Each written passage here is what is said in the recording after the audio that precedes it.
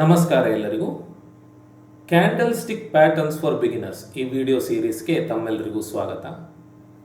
ಈ ವಿಡಿಯೋಲಿ ನಾವು ಡೋಜಿ ಅಂತ ಕರೆಯಲ್ಪಡುವ ಕ್ಯಾಂಡಲ್ ಸ್ಟಿಕ್ಗಳ ಬಗ್ಗೆ ತಿಳ್ಕೊಳ್ಳೋಣ, ಸರಿನಾ? ಈಗ ನಿಮಗೆ ಸ್ಕ್ರೀನ್ನ ಮೇಲೆ ಏನು ಕಾಣ್ತಾ ಇದೆ ನೋಡಿ, ಅವೆಲ್ಲವೂ ಡೋಜಿ ಅಂತ ಕರೆಯಲ್ಪಡುವ ಕ್ಯಾಂಡಲ್ ಸ್ಟಿಕ್ಗಳು, ಆಯಿತಾ? ಇದೊಂದು ಡೋಜಿ ಕ್ಯಾಂಡಲ್ ಸ್ಟಿಕ್, ಇದೊಂದು ಡೋಜಿ ಕ್ಯಾಂಡಲ್ ಸ್ಟಿಕ್, ಇದೊಂದು ಡೋಜಿ ಕ್ಯಾಂಡಲ್ ಸ್ಟಿಕ್, ಹಾಗೆ ಇವೆಲ್ಲವೂ ಡೋಜಿ ಕ್ಯಾಂಡಲ್ ಸ್ಟಿಕ್ಗಳು, ಸರಿನಾ? ಈಗ ಒಂದು ಕ್ಯಾಂಡಲ್ ಅಂತ ಹೇಳಿ ನೀವು ತಗೊಂಡಾಗ ಅದರಲ್ಲಿ ಏನೇನಿರ್ತದೆ? ಓಪನಿಂಗ್ ಪ್ರೈಸ್ ಇರ್ತದೆ, ಹೈ ಪ್ರೈಸ್ ಇರ್ತದೆ, ಲೋ ಪ್ರೈಸ್ ಇರ್ತದೆ, ಹಾಗೂ ಕ್ಲೋಸಿಂಗ್ ಪ್ರೈಸ್ ಇರ್ತದೆ ಅಲ್ವಾ? ಈಗ ಡೋಜಿ ಕ್ಯಾಂಡಲ್ನ ವಿಶೇಷತೆ ಏನಂದರೆ, ಡೋಜಿ ಕ್ಯಾಂಡಲ್ ಸ್ಟಿಕ್ಗಳಲ್ಲಿ ಓಪನಿಂಗ್ ಪ್ರೈಸ್ ಹಾಗೂ ಕ್ಲೋಸಿಂಗ್ ಪ್ರೈಸ್ ಒಂದೇ ಆಗಿರುತ್ತದೆ. ಹಾಗಾಗಿ ನಿಜವಾಗಿಯೂ ಕ್ಯಾಂಡಲ್ ಸ್ಟಿಕ್ಗಳಲ್ಲಿ ಬಾಡಿ ಅಂತ ಏನು ಇರುವುದಿಲ್ಲ, ಸರಿನಾ? ಉದಾಹರಣೆಗೆ ಇದನ್ನು ತಗೊಳ್ಳೋಣ. ಒಂದು ದರ ತಗೊಳ್ತೇನೆ ನಾನು, ಆಯಿತಾ? 20 ರೂಪಾಯಿ ಅಂತ ಹೇಳಿ. ಈ ಕ್ಯಾಂಡಲ್ ಸ್ಟಿಕ್ 20 ರೂಪಾಯಿಗೆ ಓಪನ್ ಆಯಿತು ಅಂತ ಮಾಡಿ, ಅಂದರೆ ಓಪನಿಂಗ್ ಪ್ರೈಸ್ 20 ರೂಪಾಯಿ. 20 ರೂಪಾಯಿಯಿಂದ ದರ ಮೇಲ್ ಹೋಯ್ತು, ಮೇಲ್ ಹೋಯ್ತು, ಮೇಲ್ ಹೋಯ್ತು, ಮೇಲ್ ಹೋಯ್ತು, ಮೇಲ್ ಹೋಗಿ 25ರ ತನಕ ಹೋಯ್ತು. 25 ಹೈ ಆಯಿತು. ಪುನಃ ದರ ಕೆಳಗೆ ಬಂದು ಕೆಳಗೆ ಬಂದು ಕೆಳಗೆ ಬಂದು ಕೆಳಗೆ ಬಂದು 15 ರೂಪಾಯಿ ತನಕ ಬಂತು. ಇದೊಂದು ಲೋ ಆಯಿತು. ಪುನಃ ದರ ಮೇಲೆ ಬಂದು ಮೇಲ್ ಬಂದು ಮೇಲ್ ಬಂದು ವಾಪಸ್ 20 ರೂಪಾಯಿಗೆ ಬಂದು ಕ್ಲೋಸ್ ಆಯಿತು. ಕ್ಲೋಸ್ ಆದರೆ ಈ ರೀತಿ ಕಾಣ್ತದೆ, ಸರಿನಾ? ಇಲ್ಲಿ ಓಪನಿಂಗ್ ಪ್ರೈಸ್ ಹಾಗೂ ಕ್ಲೋಸಿಂಗ್ ಪ್ರೈಸ್ ಒಂದೇ, ಹೈ ಮತ್ತು ಲೋ ಬೇರೆ ಬೇರೆ ಇರ್ತದೆ. ಸೊ ಇದು ಅಪ್ಪರ್ ವಿಕ್, ಇದು ಲೋವರ್ ವಿಕ್. ಇಲ್ಲಿ ಯಾವುದೇ ತರಹದ ಬಾಡಿ ಕಾಣಲಿಕ್ಕೆ ಸಿಗುವುದಿಲ್ಲ, ಸರಿನಾ?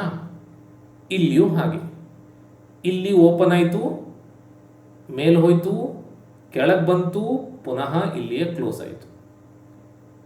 ಇಲ್ಲಿ ಈ ಕ್ಯಾಂಡಲ್ ಸ್ಟಿಕ್ನಲ್ಲಿ ಇಲ್ಲಿ ಓಪನ್ ಆಯಿತು, ಇಲ್ಲಿ ಓಪನ್ ಆಯಿತು, ಮೇಲ್ ಹೋಯಿತು, ಕೆಳಗೆ ಬಂತು, ಇಲ್ಲೇ ಕ್ಲೋಸ್ ಆಯಿತು, ಆಯಿತಾ? ಇದಕ್ಕಿಂತ ಕೆಳಗೆ ಹೋಗಲಿಲ್ಲ. ಇಲ್ಲಿ ಓಪನ್ ಆಗಿ ಮೇಲೆ ಹೋಗಿ ಕೆಳಗೆ ಬಂದು ಇಲ್ಲೇ ಕ್ಲೋಸ್ ಆಯಿತು. ಇಲ್ಲಿ ಓಪನ್ ಆಯಿತು, ಕೆಳಗೆ ಬಂತು ಇಲ್ಲಿ ತನಕ, ಮೇಲೆ ಬಂತು, ಪುನಃ ಇಲ್ಲೇ ಕ್ಲೋಸ್ ಆಯಿತು. ಇಲ್ಲಿ ಏನಾಯಿತು? ಓಪನ್ ಇಲ್ಲಿ ಆಯಿತು, ಕೆಳಗೆ ಬಂತು, ಮೇಲೆ ಹೋಯಿತು, ಕೆಳಗೆ ಬಂತು, ಕ್ಲೋಸ್ ಆಯಿತು. ಇಲ್ಲಿ ಓಪನ್ ಆಯಿತು, ಮೇಲೆ ಹೋಯಿತು, ಕೆಳಗೆ ಬಂತು, ಮೇಲೆ ಹೋಯಿತು, ಕ್ಲೋಸ್ ಆಯಿತು, ಸರಿನಾ? ಸೊ ಎಲ್ಲ ಕಡೆಯಲ್ಲಿಯೂ ಕೂಡ ಓಪನ್ ಆದ ದರದಲ್ಲಿಯೇ ಕ್ಲೋಸ್ ಆಯಿತು. ಹಾಗಾದಾಗ ನಮಗೆ ಬಾಡಿ ಕಾಣಲಿಕ್ಕೆ ಸಿಗೋದಿಲ್ಲ. ಯಾವಾಗ ನಮಗೆ ಬಾಡಿ ಕಾಣಲಿಕ್ಕೆ ಸಿಗೋದಿಲ್ವೋ ಆ ಕ್ಯಾಂಡಲ್ ಸ್ಟಿಕ್ಕಿಗೆ ನಾವು ಡೋಜಿ ಅಂತೇಳಿ ಹೇಳ್ತೇವೆ, ಸರಿನಾ? ಈಗ ಡೋಜಿ ಅನ್ನುವಂಥದ್ದು ಇಂಡಿಸಿಷನ್ನ ಹೇಳ್ತದೆ, ಅಂದರೆ ಒಂದು ನಿರ್ಧಾರಕ್ಕೆ ಬೈಯರ್ಸ್ ಹಾಗೂ ಸೆಲ್ಲರ್ಸ್ ಬರಲಿಕ್ಕೆ ಆಗ್ತಾ ಇಲ್ಲ ಅನ್ನೋದನ್ನು ಹೇಳ್ತದೆ ಅಂತ ಹೇಳಿ ಎಲ್ಲರೂ ಹೇಳ್ತಾರೆ. ಬಟ್ ಅದು ಹಾಗಲ್ಲ, ಆಯಿತಾ? ಈ ಕ್ಯಾಂಡಲ್ ಸ್ಟಿಕ್ಕಿಗೆ ಒಂದು ಅರ್ಥ ಇದೆ, ಇದಕ್ಕೊಂದು ಅರ್ಥ ಇದೆ, ಇದಕ್ಕೊಂದು ಅರ್ಥ ಇದೆ, ಇದಕ್ಕೊಂದು ಅರ್ಥ ಇದೆ, ಇದಕ್ಕೊಂದು ಅರ್ಥ ಇದೆ, ಇದಕ್ಕೊಂದು ಅರ್ಥ ಇದೆ. ಹಾಗಾದರೆ ಬನ್ನಿ ಬೇರೆ ಬೇರೆ ಡೋಜಿಗಳ ಅರ್ಥಗಳನ್ನು ತಿಳ್ಕೊಳ್ತಾ ಬರೋಣ, ಸರಿನಾ? ಮೊದಲಿಗೆ ಈ ಡೋಜಿ ಹಾಗೂ ಈ ಡೋಜಿ ಒಂದೇ ರೀತಿ, ಒಂದೇ ಅರ್ಥವನ್ನು ಕೊಡ್ತದೆ, ಆಯಿತಾ? ಸಾಮಾನ್ಯವಾಗಿ ಮಾರ್ಕೆಟ್ನಲ್ಲಿ ನಮಗೆ ಇದೇ ಥರದ ಡೋಜಿಗಳು ಕಾಣಲಿಕ್ಕೆ ಸಿಗೋದಿಲ್ಲ. ಇದು ಡೋಜಿ ಅಂದರೆ ಪ್ಲಸ್ ಚಿಹ್ನೆ ಥರ ಇರ್ತದೆ ಅಲ್ವಾ? ಪ್ಲಸ್ ಚಿಹ್ನೆ ಥರ ಇರ್ತದೆ. ನಮಗೆ ಇದೇ ರೀತಿ ಕಾಣಲಿಕ್ಕೆ ಸಿಗೋದಿಲ್ಲ, ಈ ರೀತಿ ಕೂಡ ಕಾಣಲಿಕ್ಕೆ ಸಿಗ್ತದೆ, ಆಯಿತಾ? ಸೊ ಇದನ್ನು ಕೂಡ ಡೋಜಿ ಅಂತಲೇ ಪರಿಗಣಿಸಬೇಕಾಗ್ತದೆ.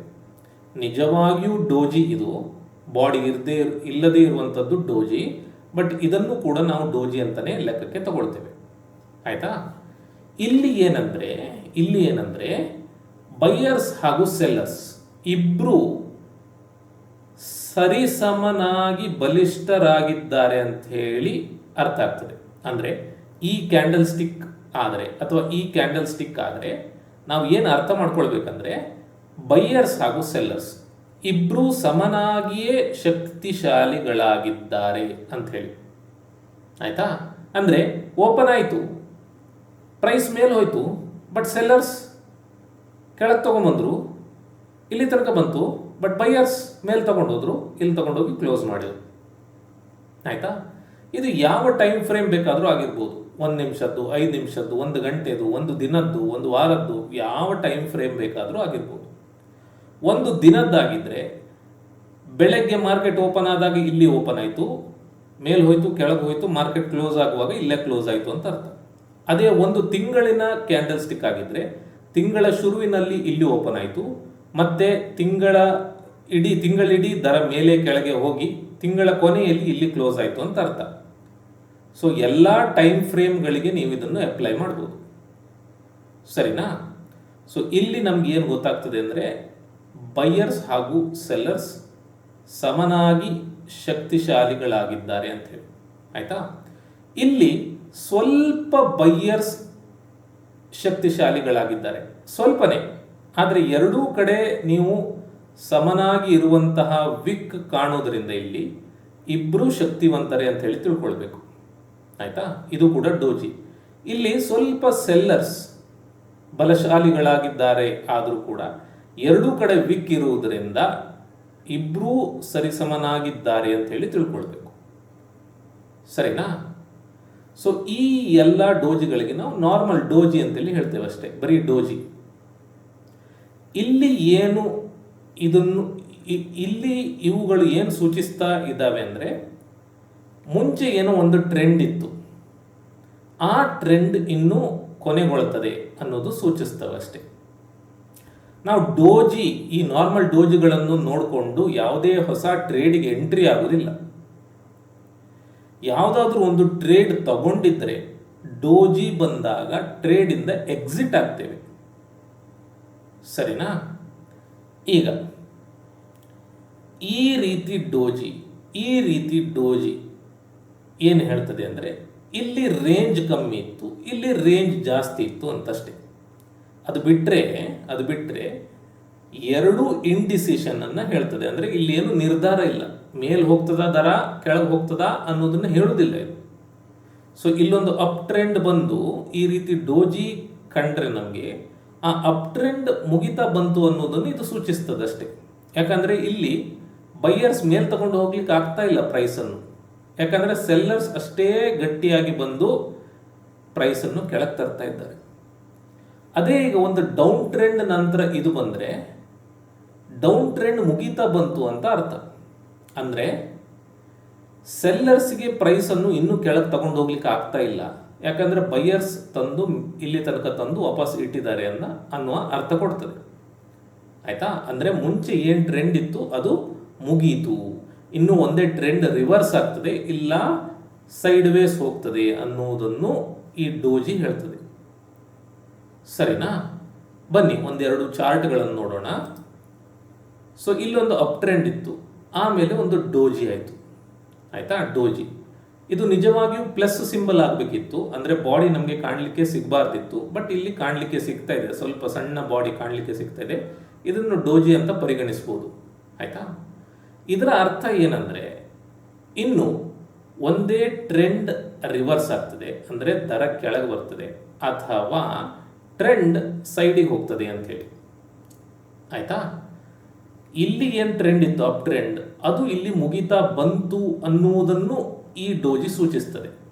ಹಾಗಂತ ಹೇಳಿ ಮೇಲೆ ಹೋಗಲೇಬಾರ್ದಂತಿಲ್ಲ, ಆ ಸಾಧ್ಯತೆ ತುಂಬ ಕಮ್ಮಿ ಅಷ್ಟೇ. ಆಯಿತಾ? ಈಗ ಒಂದೇ ಪ್ರೈಸ್ ಕೆಳಗೆ ಬರ್ತದೆ, ಒಂದೇ ಸೈಡಿಗೆ ಹೋಗ್ತದೆ. ಸೊ ಇಲ್ಲಿ ಏನಾಗಿದೆ ಅಂದರೆ ದರ ಕೆಳಗೆ ಬಂದಿದೆ. ಸರಿನಾ?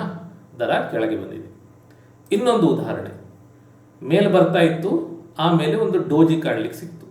ಇದೊಂದು ಪರ್ಫೆಕ್ಟ್ ಡೋಜಿ, ಯಾಕಂದರೆ ಇದರಲ್ಲಿ ಬಾಡಿ ಇಲ್ಲ. ಆಯಿತಾ? ಪ್ಲಸ್ ಚಿಹ್ನೆಯ ರೂಪದಲ್ಲಿದೆ.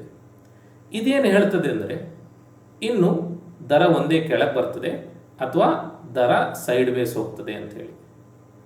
ಇಲ್ಲೇನಾಗಿದೆ, ದರ ಕೆಳಗೆ ಬಂದಿದೆ. ಸರಿನಾ? ನೆಕ್ಸ್ಟ್ ಕೆಳಗೆ ಬರ್ತಾ ಇತ್ತು, ಒಂದು ಡೋಜಿ ಕಾಣಲಿಕ್ಕೆ ಸಿಕ್ತು. ಸೊ ಈ ಡೋಜಿ ಏನು ಹೇಳ್ತದೆ ಅಂದರೆ, ಈ ಟ್ರೆಂಡ್ ಏನಿದೆ ಅದು ಮುಗಿತಾ ಬಂತು ಇಲ್ಲಿ, ಇನ್ನು ಒಂದೇ ಸೈಡ್ ವೇಸ್ ಹೋಗ್ತದೆ, ಇಲ್ಲ ಒಂದೇ ರಿವರ್ಸ್ ಆಗ್ತದೆ ಅಂಥೇಳಿ. ಆಯಿತಾ? ಸೊ ಏನಾಯ್ತು ಇಲ್ಲಿ ರಿವರ್ಸ್ ಆಗಿದೆ. ಸರಿನಾ? ಈಗ ಒಂದನ್ನು ನೀವು ನೆನ್ಪಿಟ್ಕೊಳ್ಳಿ, ನಾವು ಈ ಡೋಜಿಯನ್ನು ಬೇರೆ ಬೇರೆ ಕ್ಯಾಂಡಲ್ ಸ್ಟಿಕ್ ಪ್ಯಾಟರ್ನ್ ಆಗಿ ಲೆಕ್ಕಕ್ಕೆ ತಗೊಳ್ಬೋದು. ಅಂದರೆ ನೋಡಿ, ನಾವು ಮಾರ್ನಿಂಗ್ ಸ್ಟಾರ್ ಈವ್ನಿಂಗ್ ಸ್ಟಾರ್ ಕಲ್ತಿದ್ದೇವೆ ಅಲ್ವಾ? ಸೊ ಇಲ್ಲಿ ಒಂದು ಪ್ಯಾಟರ್ನ್ ಆಯಿತು. ಯಾವುದಾಗಿದ್ದು? ಇದರ ಹೆಸರು ನೆನಪಿಲ್ದಿದ್ರೆ ಏನೂ ತೊಂದರೆ ಇಲ್ಲ, ಹೆಸರನ್ನು ನೆನಪಿಟ್ಕೊಳ್ಳುವ ಅಗತ್ಯ ಇಲ್ಲ. ಸೊ ಇಲ್ಲಿ ನಾವು ಕಲಿತಂತಹ ಒಂದು ಪ್ಯಾಟರ್ನ್ ಆಯಿತು. ಒಂದು ರೆಡ್ ಕ್ಯಾಂಡಲ್ ಸ್ಟಿಕ್, ಒಂದು ಸಣ್ಣ ಬಾಡಿಯ ಕ್ಯಾಂಡಲ್ ಸ್ಟಿಕ್, ಒಂದು ದೊಡ್ಡದಾದಂತಹ ಹಸಿರು ಕ್ಯಾಂಡಲ್ ಸ್ಟಿಕ್. ಸೊ ಇದು ನಾವು ಕಲಿತಂತಹ ಒಂದು ಪ್ಯಾಟರ್ನ್ ಅಲ್ವಾ? ಸೊ ಇದು ಇನ್ನೇನು ಹೇಳ್ತದೆ ಅಂದರೆ ಟ್ರೆಂಡ್ ಮೇಲೆ ಹೋಗ್ತದೆ ಅನ್ನೋದನ್ನು ಹೇಳ್ತದೆ.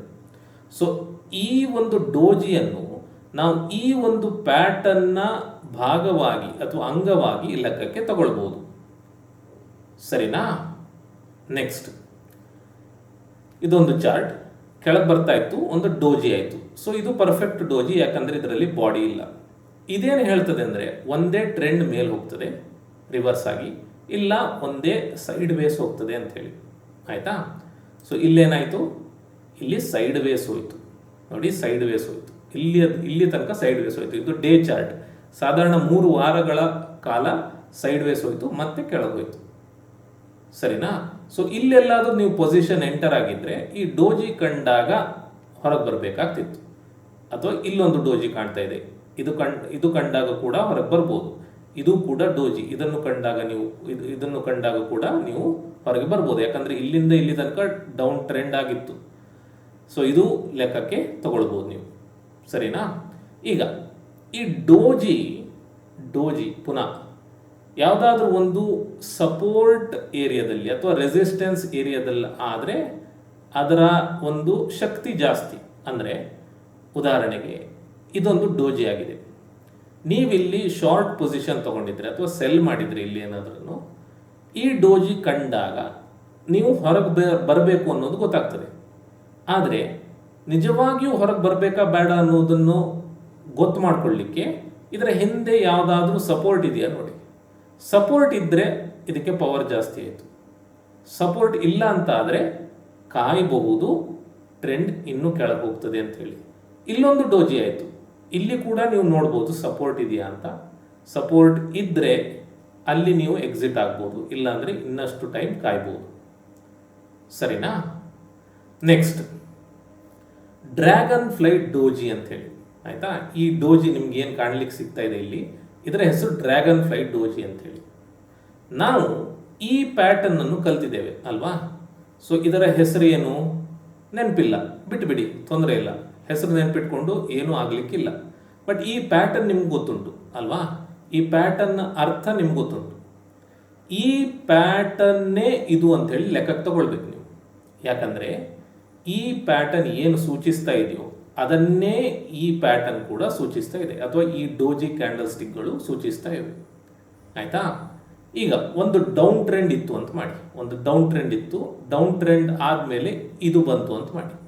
ಸೊ ಇದೇನು ಹೇಳ್ತಾ ಇದೆ ಅಂದರೆ, ಸೆಲ್ಲರ್ಸ್ ದರವನ್ನು ಕೆಳಕ್ಕೆ ತಗೊಂಡು ಹೋದರೂ ಕೂಡ ಬಲಿಷ್ಠವಾಗಿ ಬೈಯರ್ಸ್ ಬಂದು ದರವನ್ನು ಮೇಲೆ ತಗೊಂಡೋಗಿ ಇಲ್ಲಿ ಕ್ಲೋಸ್ ಮಾಡಿದರು ಅನ್ನೋದನ್ನು ಇದು ಸೂಚಿಸ್ತಾ ಇದೆ. ಅಂದರೆ ಇಲ್ಲಿಂದ ಇನ್ನೂ ದರ ಮೇಲೆ ಹೋಗ್ತದೆ ಅನ್ನೋದು ಹೇಳ್ತದೆ ಅಲ್ವಾ? ಸೊ ಈ 2 ಡ್ರ್ಯಾಗನ್ ಫ್ಲೈ ಡೋಜಿಗಳು ಮಾಡುವುದು ಅದೇ. ಈ ಡ್ರ್ಯಾಗನ್ ಫ್ಲೈ ಡೋಜಿ ನೋಡಿ, ಇದರ ಓಪನಿಂಗ್ ಪ್ರೈಸ್ ಇಲ್ಲಿ ಅಲ್ವಾ? ಓಪನಿಂಗ್ ಪ್ರೈಸ್ನಿಂದ ಪ್ರೈಸ್ ಕೆಳಕ್ಕೆ ಬರ್ತಾ ಇತ್ತು, ಇಲ್ಲಿ ತನಕ ಬಂತು. ಇಲ್ಲಿ ತನಕ ಬಂದ ಮೇಲೆ ಸೆಲ್ಲರ್ಸ್ ಬಂದರು. ಸೆಲ್ಲರ್ಸ್ ಬಂದು ಏನು ಮಾಡಿದರು, ದರವನ್ನು ಮೇಲಕ್ಕೆ ತಗೊಂಡೋಗಿ ಓಪನ್ ಮಾಡಿದ ಸ್ಥಳದಲ್ಲಿಯೇ ಕ್ಲೋಸ್ ಮಾಡಿದರು. ಅಂದರೆ ಏನರ್ಥ ಅಂದರೆ ಬೈಯರ್ಸ್ ಸ್ಟ್ರಾಂಗ್ ಆಗಿ ಬಂದಿದ್ದಾರೆ ಅಂತ. ಅಂದರೆ ಇನ್ನೂ ಟ್ರೆಂಡ್ ಚೇಂಜ್ ಆಗ್ತದೆ, ದರ ಮೇಲಕ್ಕೆ ಹೋಗ್ತದೆ ಅನ್ನೋದನ್ನು ಇದು ಸೂಚಿಸ್ತದೆ ಅಲ್ವಾ? ಸ್ವಲ್ಪ ಮೇಲೆ ಹೋಗಿದ್ರೆ ಅಥವಾ ಸ್ವಲ್ಪ ಕೆಳಕ್ಕೆ ಬಂದಿದ್ರೆ ಈ ಥರ ಆಗ್ತಿತ್ತು ಕ್ಯಾಂಡಲ್ ಅಲ್ವಾ? ಬಟ್ ಅಲ್ಲೇ ಕ್ಲೋಸ್ ಆದ್ರಿಂದ ನಮ್ಗೆ ಈ ಥರ ಟಿ ಥರ ಕಾಣ್ಲಿಕ್ಕೆ ಸಿಗ್ತಾ ಇದೆ. ಬಟ್ ಇದೇನು ಹೇಳ್ತಾ ಇದೆ ಅಂದರೆ ಬೈಯರ್ಸ್ ಬಲಿಷ್ಠರಾಗಿದ್ದಾರೆ ಅಂತ. ಇದು ಕೂಡ ಹಾಗೆ, ಇಲ್ಲಿ ಸ್ವಲ್ಪ ಮೇಲೆ ವಿಕ್ಕಿದೆ ಹೊರತು ಮತ್ತೆ ಉಳಿದದ್ದು ಎಲ್ಲ ಇದೇನು ಹೇಳ್ತಾ ಇದೆಯೋ ಅದನ್ನೇ ಇದು ಕೂಡ ಹೇಳ್ತಾ ಇದೆ. ಸರಿನಾ? ಇಲ್ಲಿಯೂ ಕೂಡ ಬೈಯರ್ಸ್ ಸ್ಟ್ರಾಂಗ್ ಆಗಿದ್ದಾರೆ. ಈ ಒಂದು ಓಪನಿಂಗ್ ಪ್ರೈಸ್ ಎಲ್ಲಾದರೂ ಮಧ್ಯೆ ಇದ್ದಿದ್ರೆ ಆವಾಗ ಇದು ನಾರ್ಮಲ್ ಡೋಜಿ ಆಗ್ತಿತ್ತು. ಆದರೆ ಇಲ್ಲಿ ಓಪನಿಂಗ್ ಪ್ರೈಸ್ ಮೇಲಿದೆ, ಹಾಗಾಗಿ ಇದು ಡ್ರ್ಯಾಗನ್ ಫ್ಲೈ ಡೋಜಿ. ಇದನ್ನು ಇದೇ ರೀತಿ ಅಂಥೇಳಿ ಲೆಕ್ಕಕ್ಕೆ ತಗೊಳ್ಬೇಕು. ಸರಿನಾ? ಈಗ ಪುನಃ ಈ ಡ್ರ್ಯಾಗನ್ ಫ್ಲೈ ಡೋಜಿ ಈ ಹೆಸರನ್ನು ನೆನಪಿಟ್ಕೊಳ್ಳುವ ಅಗತ್ಯ ಇಲ್ಲ. ಯಾಕಂದರೆ ಹಲವಾರು ಕ್ಯಾಂಡಲ್ ಸ್ಟಿಕ್ಗಳಿದ್ದಾವೆ ಹಾಗೂ ಅವುಗಳಿಗೆ ಹೆಸರುಗಳಿದ್ದಾವೆ. ಅವುಗಳನ್ನೆಲ್ಲ ನೀವು ನೆನಪಿಟ್ಕೊಳ್ತಾ ಹೋದರೆ ಕೊನೆಗೆ ನಿಮಗೆಲ್ಲ ಕನ್ಫ್ಯೂಸ್ ಆಗಿ ಹೋಗ್ತದೆ. ಸರಿನಾ? ಈಗ ಉದಾಹರಣೆಗಳನ್ನು ನೋಡೋಣ. ಡೌನ್ ಟ್ರೆಂಡ್ ಇತ್ತು, ಇಲ್ಲಿ ಒಂದು ಡ್ರ್ಯಾಗನ್ ಫ್ಲೈ ಡೋಜಿ ಕಾಣಲಿಕ್ಕೆ ಸಿಕ್ತು, ಅಥವಾ ನಾವು ಕಲ್ತಂತಹ ಡೋಜಿ ಕಾಣಲಿಕ್ಕೆ ಸಿಕ್ತು. ನಾನು ಡ್ರ್ಯಾಗನ್ ಫ್ಲೈ ಅಂತ ಹೇಳೋದಿಲ್ಲ, ಹೆಸರು ಬೇಡ, ಆಯಿತಾ? ಸೊ ಇಲ್ಲಿ ನಾವು ಕಲ್ತಂತಹ ಕ್ಯಾಂಡಲ್ ಕಾಣಲಿಕ್ಕೆ ಸಿಕ್ತು. ಇದೇನು ಹೇಳ್ತದೆ ಅಂದರೆ, ಸೆಲ್ಲರ್ಸ್ ದರವನ್ನು ಕೆಳಗೆ ತಗೊಂಡು ಹೋಗ್ಲಿಕ್ಕೆ ನೋಡಿದ್ರು ಕೂಡ ಬೈಯರ್ಸ್ ಬಲಿಷ್ಠರಾಗಿ ಬಂದು ದರವನ್ನು ಮೇಲೆ ತಗೊಂಡು ಹೋಗಿ ಇಲ್ಲಿ ಕ್ಲೋಸ್ ಮಾಡಿದ್ರು ಅನ್ನೋದನ್ನು ಹೇಳ್ತಾ ಇದೆ. ಅಂದರೆ ಬೈಯರ್ಸ್ ಶಕ್ತಿಶಾಲಿ ಆಗಿದ್ದಾರೆ, ಈಗ ಇನ್ನೂ ದರ ಮೇಲೆ ಹೋಗ್ತದೆ ಅನ್ನೋದನ್ನು ಈ ಕ್ಯಾಂಡಲ್ ಹೇಳ್ತದೆ, ಈ ಡೋಜಿ ಕ್ಯಾಂಡಲ್ ಹೇಳ್ತದೆ. ಸರಿನಾ? ಏನಾಯಿತು? ಪ್ರೈಸ್ ಮೇಲೆ ಹೋಯ್ತು. ಈಗ ಪುನಃ ಹೇಳ್ತಾ ಇದ್ದೇನೆ ನೋಡಿ, ಇದು ನಾವು ಕಲ್ತಂತಹ ಒಂದು ಪ್ಯಾಟರ್ನ್ ಅಲ್ವಾ? ಇಲ್ಲೊಂದು ಕೆಂಪು ಕ್ಯಾಂಡಲ್ ಸ್ಟಿಕ್, ಮತ್ತೊಂದು ಸಣ್ಣ ಕ್ಯಾಂಡಲ್ ಸ್ಟಿಕ್, ಮತ್ತೊಂದು ಹಸಿರು ಕ್ಯಾಂಡಲ್ ಸ್ಟಿಕ್. ಅದೇನು ಮಾಡಬೇಕಂದ್ರೆ ಮಧ್ಯಕ್ಕಿಂತ ಮೇಲೆ ಕ್ಲೋಸ್ ಆಗಬೇಕು ಅಂಥೇಳಿ ಅಲ್ವಾ? ನಾವು ಕಲ್ತಿದ್ದೀವಿ ಅಲ್ವಾ ಕ್ಯಾಂಡಲ್ ಸ್ಟಿಕ್ನ ಬಗ್ಗೆ. ಅದು ಇಲ್ಲ ಆಗಿದೆ. ಸೊ ಇದು ಅದೇ ಅಂತ ಹೇಳಿ ಲೆಕ್ಕಕ್ಕೆ ತಗೊಳ್ಬೇಕು ನೀವು. ಯಾಕಂದರೆ ನಿಮಗೆ ಪರ್ಫೆಕ್ಟಾಗಿ ಪುಸ್ತಕದಲ್ಲಿ ಏನು ಪ್ಯಾಟರ್ನ್ಗಳು ಕಾಣಲಿಕ್ಕೆ ಸಿಗ್ತವೆ ಹಾಗೆ ನಿಮಗೆ ರಿಯಲ್ ಮಾರ್ಕೆಟಲ್ಲಿ ಕಾಣಲಿಕ್ಕೆ ಸಿಗೋದಿಲ್ಲ. ಅರ್ಥ ಆಯ್ತಾ? ಸರಿ, next candle stick grave stone doji ಅಂತ ಹೇಳಿ. ಸೊ ಅದು ಹೀಗಿರ್ತದೆ, ಆಯಿತಾ? ಅದು ಹೀಗಿರ್ತದೆ. ನಾವು ಈ ಕ್ಯಾಂಡಲ್ ಸ್ಟಿಕ್ ಪ್ಯಾಟರ್ನ್ಗಳನ್ನು ಕಲ್ತಿದ್ದೇವೆ ಅಲ್ವಾ? ಸೊ ಈ ಎರಡು ಕ್ಯಾಂಡಲ್ ಸ್ಟಿಕ್ಗಳು ಏನು ಹೇಳ್ತವೆ ಅದನ್ನೇ ಹೇಳ್ತದೆ, ಆಯಿತಾ? ಇದರ ಅರ್ಥ ಏನೀಗ? ಈಗ ಇದನ್ನು ನಾವು ಯಾವಾಗ ಲೆಕ್ಕಕ್ಕೆ ತಗೊಳ್ಬೇಕು? ಕೆಳಗಿಂದ ಮೇಲೆ ದರ ಬಂದು ಮೇಲೆ ಇದಾದಾಗ ನಾವು ಲೆಕ್ಕಕ್ಕೆ ತಗೊಳ್ತೇವೆ ಅಲ್ವಾ? ಈಗ ಮೇಲಿಂದ ದರ ಬಂದು ಕೆಳಗೆ ಬಂದಾಗ ಕೂಡ ಲೆಕ್ಕಕ್ಕೆ ತಗೊಳ್ತೇವೆ ಅಲ್ವಾ? ಅದಕ್ಕೊಂದು ಬೇರೆ ಹೆಸರುಂಟು, ಟ್ರೆಂಡ್ ಮೇಲೆ ಹೋಗ್ತದೆ ಅಂತೇಳಿ ಅದು ಹೇಳ್ತದೆ. ನೀವು ಎರಡಕ್ಕೂ ತಗೊಳ್ಬೇಕಿದ್ನ. ಇದನ್ನು ಅಂದರೆ ಅಪ್ ಟ್ರೆಂಡ್ನ ಕೊನೆಯಲ್ಲಿ ಇದು ಕಾಣಲಿಕ್ಕೆ ಸಿಕ್ಕಿದ್ರೆ ಇದೇನು ಹೇಳ್ತದೆ? ಇನ್ನು ಡೌನ್ ಟ್ರೆಂಡಿಗೆ ಹೋಗ್ತದೆ ಅಂತ ಹೇಳಿ. ಡೌನ್ ಟ್ರೆಂಡ್ನ ಕೊನೆಯಲ್ಲಿ ಇದು ಕಾಣಲಿಕ್ಕೆ ಸಿಕ್ಕಿದ್ರೆ ಇನ್ನು ಅಪ್ ಟ್ರೆಂಡ್ ಆಗ್ತದೆ ಅಂತ ಹೇಳ್ತದೆ ಅಲ್ವಾ? ಹಾಗೆಯೇ ಇದು ಕೂಡ. ಸರಿನಾ? ಈಗ ನಾನೊಂದು ಉದಾಹರಣೆ ತಗೊಳ್ತೇನೆ. ಇಲ್ಲಿ ಅಪ್ ಟ್ರೆಂಡ್ ಉಂಟು, ಅಪ್ ಟ್ರೆಂಡ್ ಆದಮೇಲೆ ಇದು ಕಾಣಲಿಕ್ಕೆ ಸಿಗ್ತಾ ಇದೆ ಅಂತ ಮಾಡಿ. ಸರಿನಾ? ಇದರ ಅರ್ಥ ಏನು? ಬೈಯರ್ಸ್ ದರವನ್ನು ಮೇಲೆ ತಗೊಂಡು ಹೋಗ್ಲಿಕ್ಕೆ ಪ್ರಯತ್ನಿಸಿದ್ರೂ ಕೂಡ ಸೆಲ್ಲರ್ಸ್ ಇಲ್ಲಿ ಎಂಟ್ರಿ ಆಗಿ ದರವನ್ನು ಕೆಳಗೆ ತಗೊಂಡ್ಬಂದು ಇಲ್ಲಿ ಕ್ಲೋಸ್ ಮಾಡಿದ್ರು ಅಂತ ಹೇಳಿ ಅಲ್ವಾ? ರೆಡ್ ಕ್ಯಾಂಡಲ್ ಕೆಳಗೆ ಕ್ಲೋಸ್ ಅಂದರೆ ಸೆಲ್ಲರ್ಸ್ ಬಲಿಷ್ಠರಾಗಿದ್ದಾರೆ ಅಂತ ಹೇಳ್ತದೆ ಈ ಕ್ಯಾಂಡಲ್. ಅದನ್ನೇ ಇದು ಕೂಡ ಹೇಳ್ತಾ ಇದೆ. ಯಾಕಂದರೆ ಇದರ ಓಪನಿಂಗ್ ಪ್ರೈಸ್ ಇಲ್ಲಿ ನೋಡಿ, ಓಪನ್ ಆದಮೇಲಿಂದ ಬೈಯರ್ಸ್ ಇಲ್ಲಿ ತನಕ ತಗೊಂಡೋದ್ರು, ಬಟ್ ಇಲ್ಲಿ ತನಕ ಹೋದಾಗ ಸೆಲ್ಲರ್ಸ್ ಬಂದು ಇದನ್ನು ಕೆಳಗೆ ತಗೊಂಡೋಗಿ ಇಲ್ಲಿಯೇ ಕ್ಲೋಸ್ ಮಾಡಿದರು. ಅಂದರೆ ಸೆಲ್ಲರ್ಸ್ ಬಲಿಷ್ಠರಾಗಿ ಬಂದು ದರವನ್ನು ಕೆಳಗೆ ತಗೊಂಡೋದ್ರು.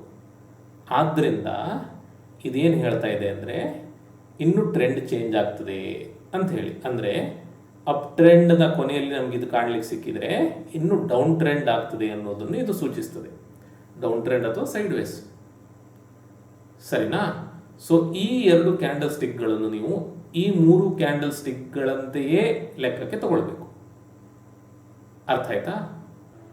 ಈಗ ಒಂದು ಚಾರ್ಟ್ನ ಉದಾಹರಣೆಯನ್ನು ನೋಡೋಣ. ದರ ಮೇಲ್ ಬರ್ತಾ ಇತ್ತು, ಒಂದು ಡೋಜಿ ಆಯಿತು, ಆಯಿತಾ? ಇದು ಪರ್ಫೆಕ್ಟ್ ಡೋಜಿ ಅಲ್ಲ. ಗ್ರೇವ್ ಸ್ಟೋನ್ ಡೋಜಿಗೆ ನಮ್ಗೆ ಏನಾಗಬೇಕು ಅಂದರೆ ಇದು ಓಪನಿಂಗ್ ಪ್ರೈಸ್ ಕೆಳಗಡೆ ಇರಬೇಕು, ಹಾಗೂ ಓಪನಿಂಗ್ ಪ್ರೈಸೇ ಕ್ಲೋಸಿಂಗ್ ಪ್ರೈಸ್ ಆಗಬೇಕು.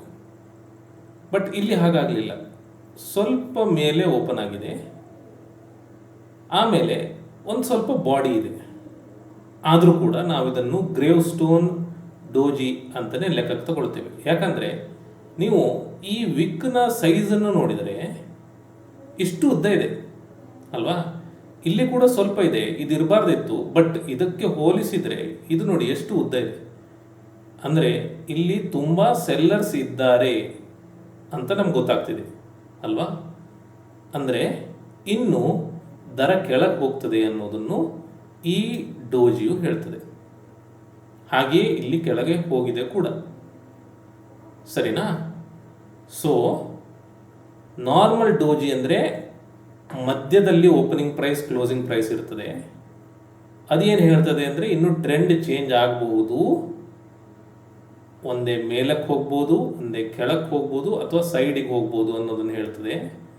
ಇನ್ನೆರಡು ಡೋಜಿಗಳು, ಡ್ರ್ಯಾಗನ್ ಫ್ಲೈ ಡೋಜಿ ಹಾಗೂ ಗ್ರೇವ್ ಸ್ಟೋನ್ ಡೋಜಿಗಳನ್ನು ನಾವು ಹ್ಯಾಮರ್ಗಳ ತರಹ ಬಳಸ್ತೇವೆ. ಅರ್ಥ ಆಯ್ತಾ. ಇದನ್ನು ಬಿಟ್ಟು ಅಂದರೆ ಅಪ್ ಟ್ರೆಂಡ್ನ ಕೊನೆಯಲ್ಲಿ, ಡೌನ್ ಟ್ರೆಂಡ್ನ ಕೊನೆಯಲ್ಲಿ ಬಿಟ್ಟು ಬೇರೆ ಎಲ್ಲಿಯೇ ಡೋಜಿ ಆದರೂ ಕೂಡ ಆ ಡೋಜಿಯನ್ನು ನಾವು ಲೆಕ್ಕಕ್ಕೆ ತಗೊಳ್ಬಾರ್ದು. ಉದಾಹರಣೆಗೆ ಇಲ್ಲೊಂದು ಡೋಜಿ ಆಗಿದೆ, ಇಲ್ಲಿ ಅಪ್ ಟ್ರೆಂಡ್ ಕೂಡ ಇಲ್ಲ, ಇದರ ಮೊದಲು ಡೌನ್ ಟ್ರೆಂಡ್ ಕೂಡ ಇಲ್ಲ. ಹಾಗಿದ್ದಾಗ ಈ ಒಂದು ಡೋಜಿಗೆ ಬೆಲೆ ಇಲ್ಲ, ಈ ಒಂದು ಡೋಜಿಗೆ ಬೆಲೆ ಇಲ್ಲ. ಇವು ಏನು ಹೇಳ್ತಾ ಇದ್ದೇವೆ ಅಂದರೆ ಪ್ರೈಸ್ ಮೇಲೆ ಇಲ್ಲಿ ಓಪನ್ ಆಯಿತು, ಇಲ್ಲಿ ಕ್ಲೋಸ್ ಆಯಿತು, ಇಲ್ಲಿ ಓಪನ್ ಆಯಿತು, ಇಲ್ಲಿ ಕ್ಲೋಸ್ ಆಯಿತು ಅಂತ ಅಷ್ಟೇ. ಅದು ಬಿಟ್ಟರೆ ಇನ್ನು ನೆಕ್ಸ್ಟ್ ಏನು ಆಗ್ತದೆ ಅನ್ನೋದನ್ನು ಇದು ಹೇಳುವುದಿಲ್ಲ. ಸೊ ಇವುಗಳನ್ನು ನಾವು ಲೆಕ್ಕಕ್ಕೆ ತಗೊಳ್ಳಿಕ್ಕಿಲ್ಲ, ಸರಿನಾ.